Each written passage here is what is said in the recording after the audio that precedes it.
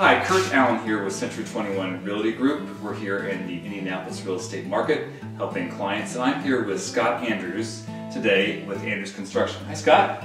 Good to see you again, Kurt. How you doing? Good, how are you? Good. Good. I have a lot of clients that talk to me about unfinished basements and what to do with an unfinished basement, how they can make it livable space. And you being in that industry, I thought you could help answer some of those questions that our clients have.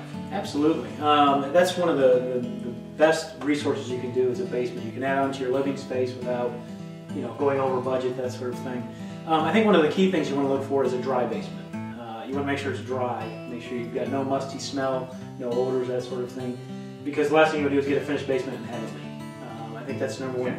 Number two, I think, would be high ceilings, so you don't feel so cramped when you do finish a space, because a lot of people like to put a drop ceiling in to get access to the plumbing, the HVAC, that sort of thing, as another aspect is high ceilings. Then if you want a bathroom, it all depends where your drain is in the house. Sometimes you have to put a sump pit in that pumps up and out to the drain where the drain's not low enough. That can be a little costly, but it won't break the bank, that's for sure. But a bathroom downstairs would definitely add to the value. And then, what about timing?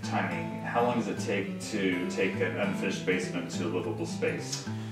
It depends on the degree of finishes. If you're looking for more elaborate finishes, it'll take a little longer, maybe 6 weeks to 2 months, somewhere in that 6 to 8 weeks, where you're just putting carpet and drywall and acoustical ceiling, maybe a bathroom, and making it just a nice living space. About a month maybe. So you're talking about 4 to 5 weeks. And then as far as, did you quote by? Does it go by like a price per square foot for a basement, or is that a rough average that the industry uses? That's a rough average.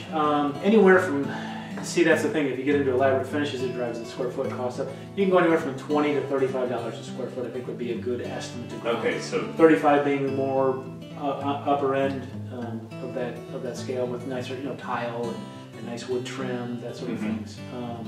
Probably a drywall ceiling, stuff like that.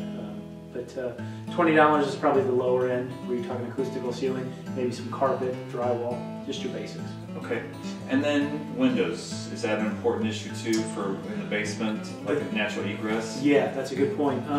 Nowadays, they are the codes are, if you're remodeling an older home, they're updating all the codes. Which means you have to have, if it's going to be a living space, you have to have an egress out of the basement. Oh, really? Okay. Not through the stairs, but through an outside window.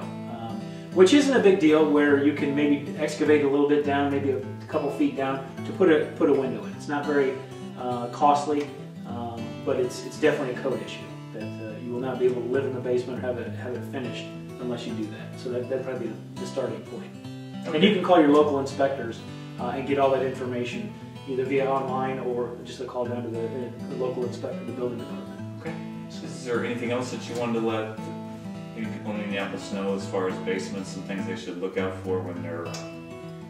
Like I said, I think water is just the big issue. Being below grade, you always have that fear of water, and that's always the number one killer of finishing basements. So that would be my number one concern. If it's dry, go for it. So it's dry, it's okay? Yeah. Okay. Yep. Great. Right. Thanks, Kurt. Thanks very much, Scott.